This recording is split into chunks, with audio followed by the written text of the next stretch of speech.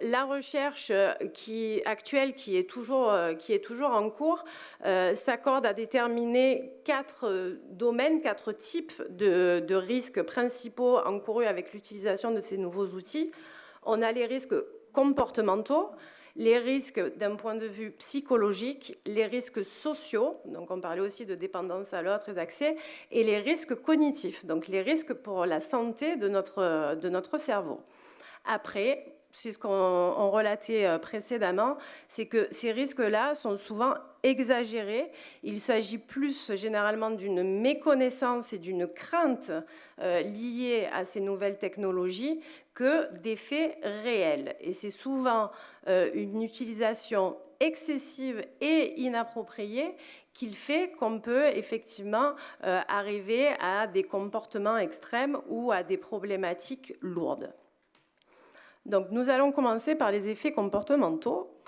Et comme le citait monsieur, l'utilisation de ces nouveaux outils numériques nous amène à être dans un concept d'immédiateté, d'instantanéité. On a accès à l'information, aux gens, aux objets, tout le temps, tout de suite. Il suffit d'un clic pour acheter une marchandise qui vient de l'autre bout de la planète. Il suffit de décrocher son téléphone ou de pianoter pour contacter quelqu'un. Donc effectivement, on a ce sentiment d'immédiateté, que tout peut se faire dans l'instant. Et la nature humaine, qui est plus ou moins bien faite, à travers ces outils, l'impression d'une espèce de toute-puissance, de savoir absolu, de contrôle de son environnement. Et ça a tendance un peu à gonfler l'ego de l'être humain que nous sommes et l'impression d'avoir la main mise sur l'ensemble des choses qui composent notre environnement. Malheureusement, ce phénomène d'immédiateté, d'instantanéité va venir aussi diminuer très fortement notre tolérance à l'erreur, à l'échec, à l'attente. Et donc, on a de plus en plus de mal à subir, accepter, comprendre les contraintes de l'environnement extérieur. Donc effectivement, on est toujours très pressé et donc on ne tolère plus de faire la queue à un guichet, on ne tolère plus que la connexion Internet soit un peu lente, on ne tolère plus que le bus ou que les personnes soient en retard. Donc on devient de plus en plus intolérant alors que la réalité, elle, n'a pas changé. Le temps de la nature, lui, n'a pas changé. Et donc, effectivement, ça devient de plus en plus difficile d'accepter ces contraintes extérieures. Donc, pour essayer de compenser cette sensation de frustration, on va être dans la recherche de petits plaisirs immédiats pour essayer de s'apaiser, de se rasséréner un peu.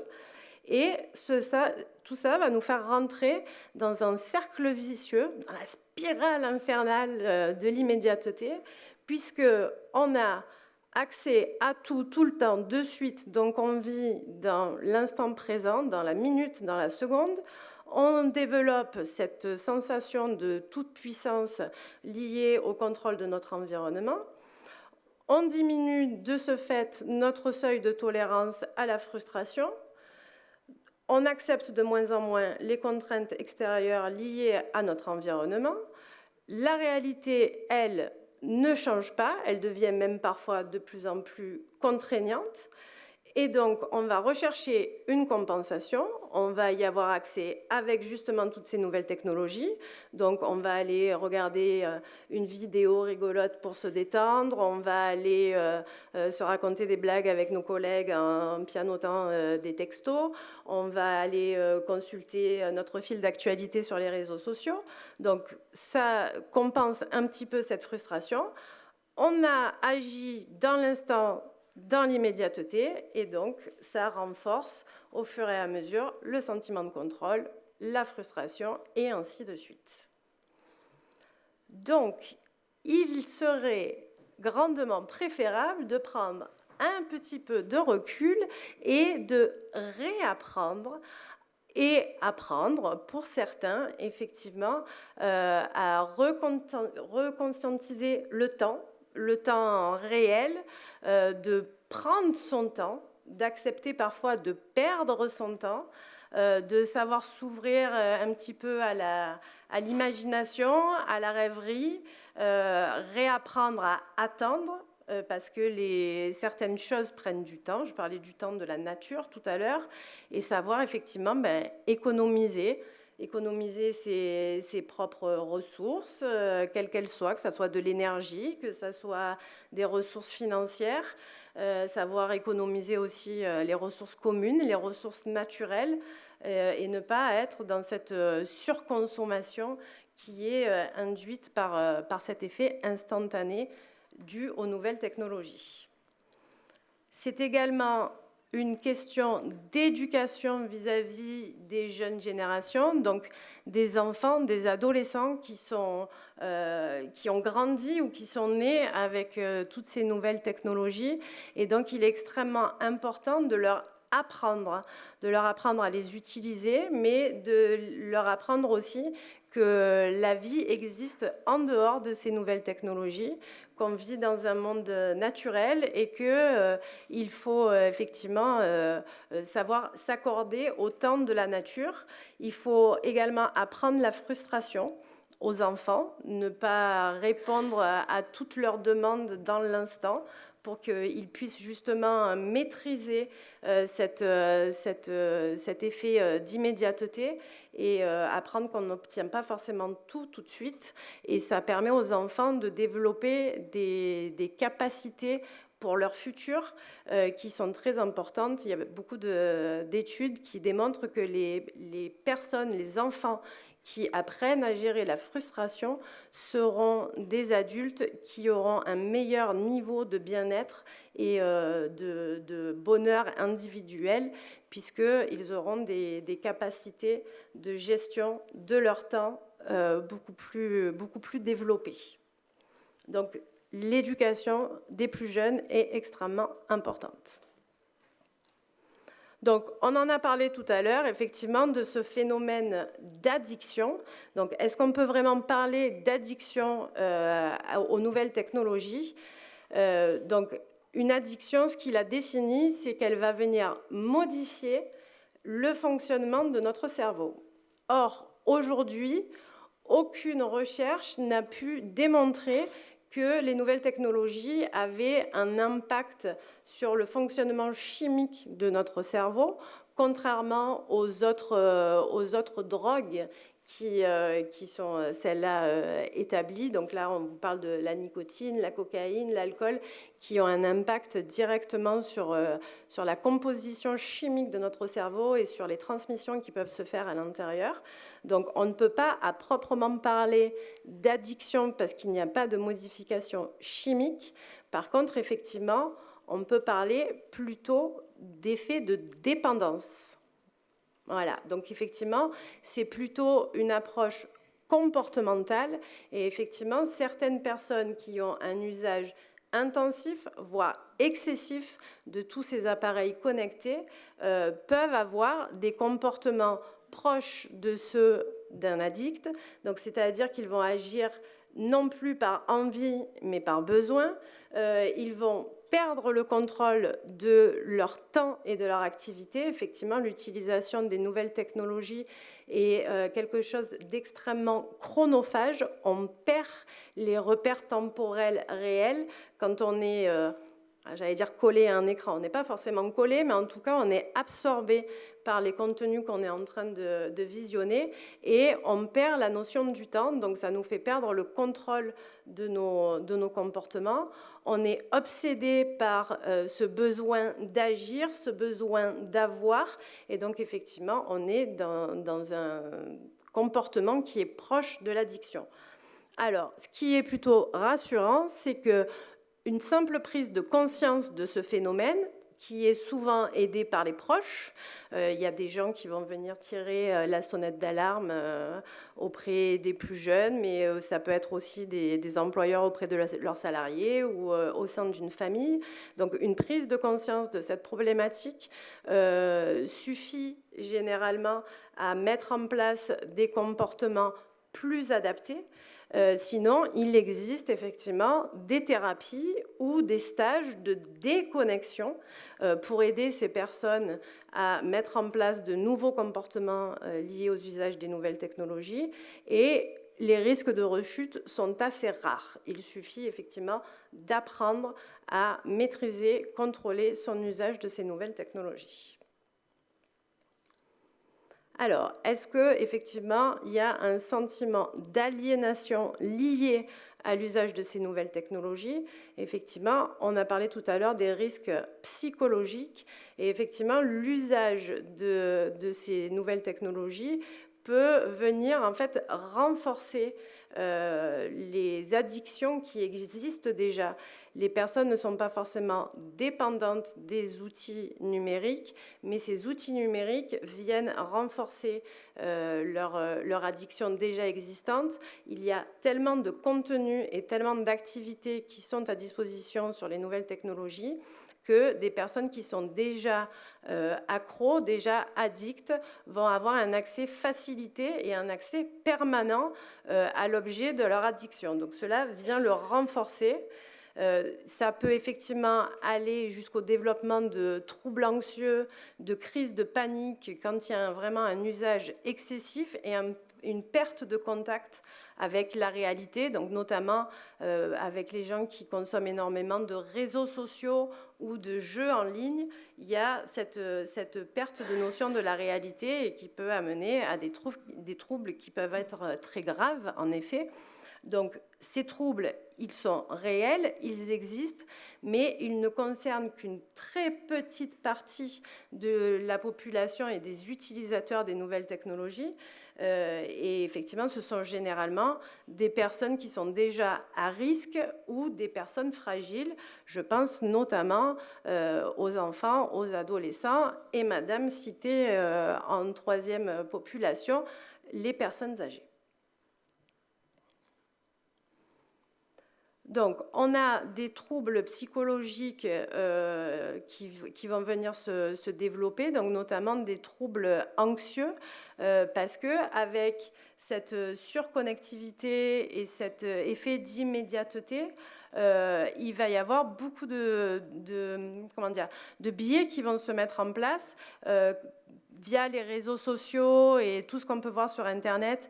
Il y a de la comparaison sociale qui va se mettre en place. On regarde les photos, les vidéos et on est toujours en train de se comparer à ce qui se fait ailleurs.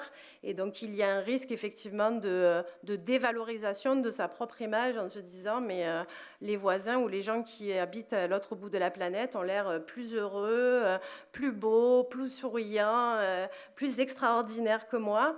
Il y a aussi effectivement une angoisse, on va dire, de séparation, parce que quand on est sur les réseaux sociaux ou quand on est en lien direct permanent par visio ou par texto, du coup on a l'impression d'être entouré, on a l'impression de créer du lien, et éteindre son téléphone ou ses appareils connectés, c'est couper ce lien, un petit peu comme les enfants le soir quand ils ne veulent pas aller se coucher parce qu'ils ont peur effectivement de rompre le lien avec leurs parents.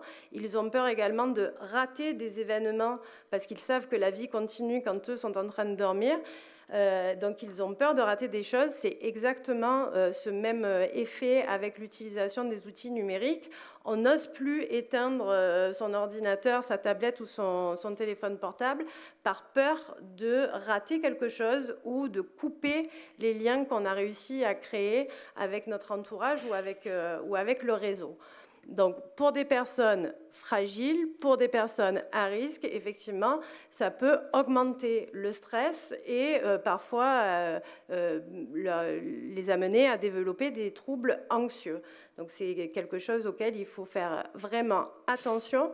Donc, c'est pourquoi il faut essayer au maximum de ritualiser l'utilisation du téléphone portable, de la tablette, de l'ordinateur, bref, de tous les outils numériques, en se posant toujours les questions: qui utilise ces outils? Donc de bien proposer des contenus qui sont adaptés à l'âge et aux capacités de la personne qui regarde, combien de temps on veut accorder à cette activité. Donc il y a des applications maintenant qui existent pour contrôler le temps qu'on passe sur les réseaux sociaux ou sur les moteurs de recherche. C'est aussi de savoir quand est-ce qu'on utilise ces outils.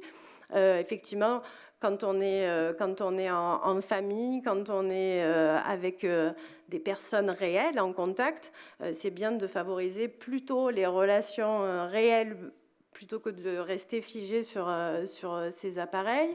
Vous savez peut-être qu'il est conseillé de ne pas utiliser les outils numériques le soir avant d'aller se coucher, parce qu'en fait, ça maintient, l'utilisation de ces outils maintient votre cerveau dans un état d'éveil et d'excitation, et donc après, ça va retarder les possibilités d'endormissement.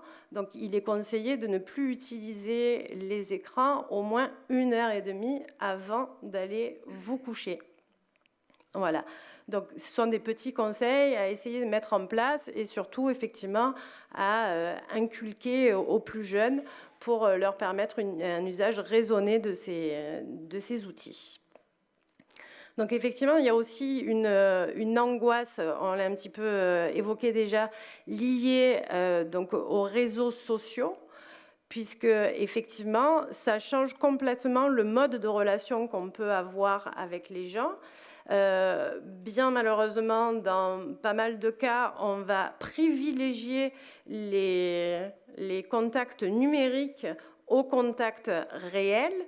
On se retrouve à avoir des centaines d'amis, hein, c'est comme ça que c'est appelé sur les réseaux sociaux, donc des amis, des followers, des abonnés. Il y a une espèce de course à la quantité de personnes avec qui on est en interaction, et donc on est amené à privilégier plutôt la quantité à la qualité des contacts et des échanges qu'on peut avoir avec ces personnes. Effectivement, il suffit d'un simple clic pour pouvoir prendre contact avec quelqu'un, mais il suffit aussi d'un simple clic pour rompre la communication ou pour rompre le lien qu'on avait tissé avec ces personnes. Donc, malheureusement, ça induit un effet d'isolement social chez certaines personnes parce qu'ils sont en permanence sur la toile, sur les réseaux sociaux.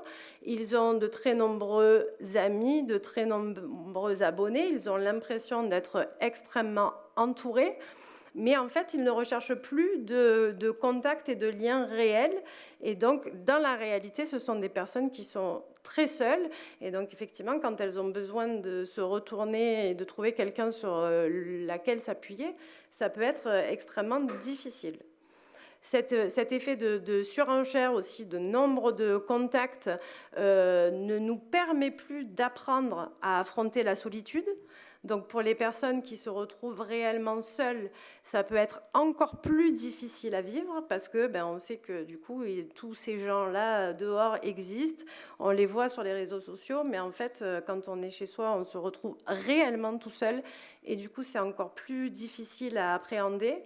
Ces relations un peu factices, un peu éphémères viennent aussi détruire, mettre en danger un certain nombre de valeurs qui sont le ciment de la société, des groupes, comme la fidélité, l'engagement, la loyauté, l'esprit d'entraide. Voilà, ces relations-là ne sont pas des vraies relations et donc les valeurs ne sont plus les mêmes. Et effectivement, toutes ces modifications du mode de relation peuvent entraîner également chez les personnes les plus fragiles un isolement social, mais aussi des troubles psychologiques, notamment liés à l'anxiété. Donc, de la même manière, il est fortement conseillé, dans un premier temps, de privilégier, quand cela est possible, les relations réelles, les relations physiques, et de n'utiliser les outils numériques qu'en cas de nécessité, en cas de besoin. Si on a besoin de communiquer une information à un grand nombre de personnes, si on veut partager des photos, si on a besoin de communiquer avec quelqu'un qui est extrêmement loin, là oui, les outils numériques ont une vraie plus-value. Mais dans les autres cas, il est mieux d'aller taper à la porte de son voisin ou de se retrouver au café sur la place pour partager un vrai moment convivial.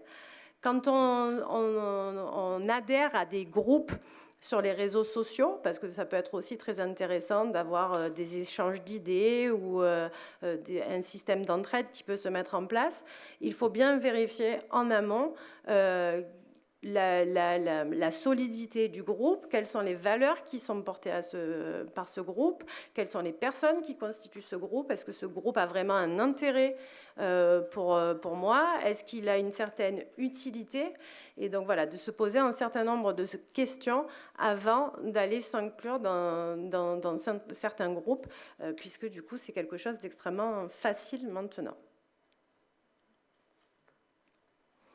Donc, en dernier lieu, la question qui se pose, c'est de savoir si ces nouvelles technologies ont un impact réel sur notre cerveau et sur notre santé. Donc, il y a... Merci. On m'annonce qu'il reste 10 minutes, donc on va faire vite.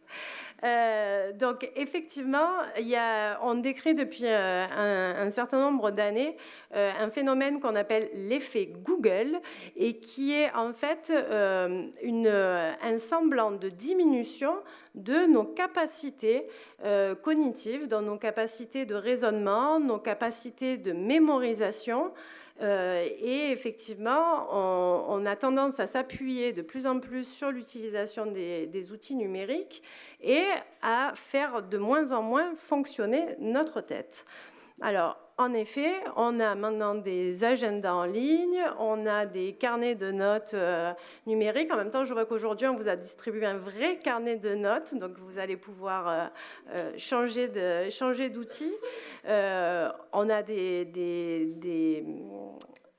je ne sais plus comment ça s'appelle, mais c'est pas grave, un répertoire dans lequel effectivement on peut noter les noms, les adresses, les numéros de téléphone.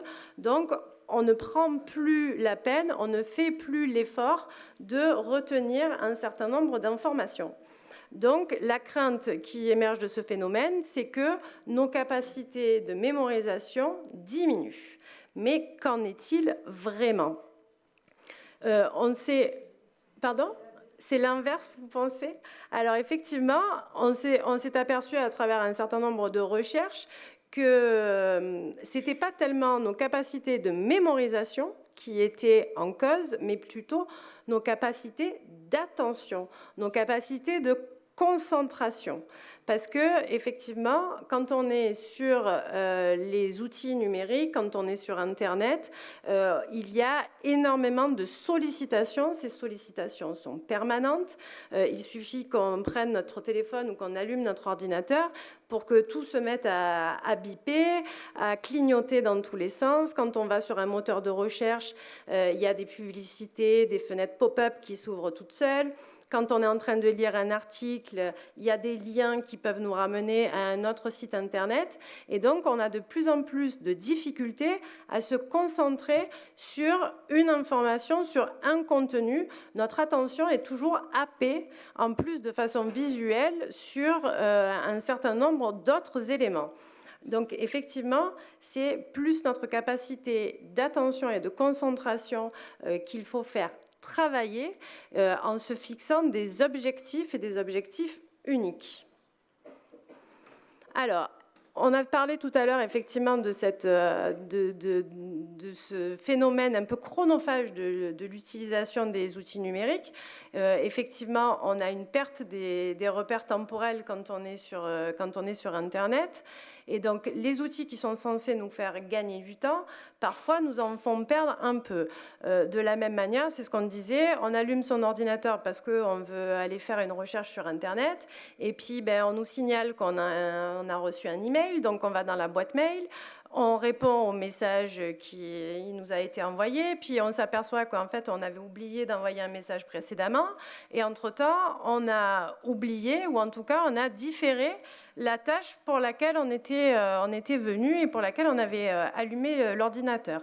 De la même manière, je ne sais plus, c'était monsieur tout à l'heure qui disait que c'est la méconnaissance de l'utilisation de ces outils qui peut aussi nous faire nous donner l'impression de perdre du temps. Parce qu'effectivement, quand on veut transférer des photos, quand on veut envoyer une pièce jointe dans un email, quand on veut télécharger un document, quand on veut scanner un document, si on ne sait pas utiliser toutes ces fonctions, on va y passer énormément de temps parce qu'on va rencontrer un certain nombre de difficultés ou de doutes. Donc c'est pour ça que c'est très important d'apprendre à utiliser l'ensemble de ces outils, et vous participez aujourd'hui à ce forum sur l'utilisation des outils numériques, et donc tous les partenaires et toutes les associations sont là pour vous aider justement à mieux appréhender le fonctionnement de ces nouveaux outils. Ce qui est intéressant avec ce concept-là, c'est que quand on apprend à utiliser les nouveaux outils informatiques, eh bien, tout simplement, on apprend. Et quand on apprend, on modifie, mais de façon positive, la structure de notre cerveau. Donc effectivement, on s'aperçoit que loin de détériorer la qualité de nos connexions neuronales, l'utilisation des nouvelles technologies nous permettent en fait par un apprentissage de l'utilisation de ces outils à développer de nouvelles compétences, de nouvelles connaissances et de nouveaux circuits neuronaux qui prennent du temps à s'installer, qui prennent du temps à fonctionner correctement, mais qui, en tout cas, permettent un développement de nos capacités cognitives. Donc, il faut effectivement essayer d'être le plus attentif possible à l'objectif que l'on s'était fixé en allumant un appareil numérique. Il faut à tout prix éviter ce qu'on appelle donc le multitasking, le fait d'être multitâche et de vouloir faire plusieurs choses en même temps. Donc, il faut faire les choses pas à pas, les unes après les autres. Et il faut aussi laisser le temps à votre cerveau d'enregistrer les nouvelles informations auxquelles vous avez eu accès. Et effectivement, le fait de se déconnecter de temps en temps va vous permettre et permettre à votre cerveau d'enregistrer, d'analyser les nouvelles informations et de créer justement des nouveaux réseaux neuronaux qui vont vous permettre ultérieurement de retrouver et de réutiliser ces nouvelles connaissances que vous avez développées. Étant donné le temps qui nous est imparti, nous allons nous arrêter là et je vais vous laisser la parole, savoir si vous avez des questions. Évidemment, je vais passer avec le micro. On peut déjà applaudir Claire Pilon pour cette conférence. Merci beaucoup de l'association Brain Up. Alors, avant de passer le micro, je vous précise que dans quelques minutes, c'est Baptiste Nave qui viendra ici même pour cette conférence sur la confiance. Prenez confiance avec le numérique, avec les bons réflexes et les bons usages face à plein de choses, évidemment les cyberarnaques, etc. Alors, est-ce que vous avez des questions? N'hésitez pas, c'est toujours la première. Ben voilà, parfait.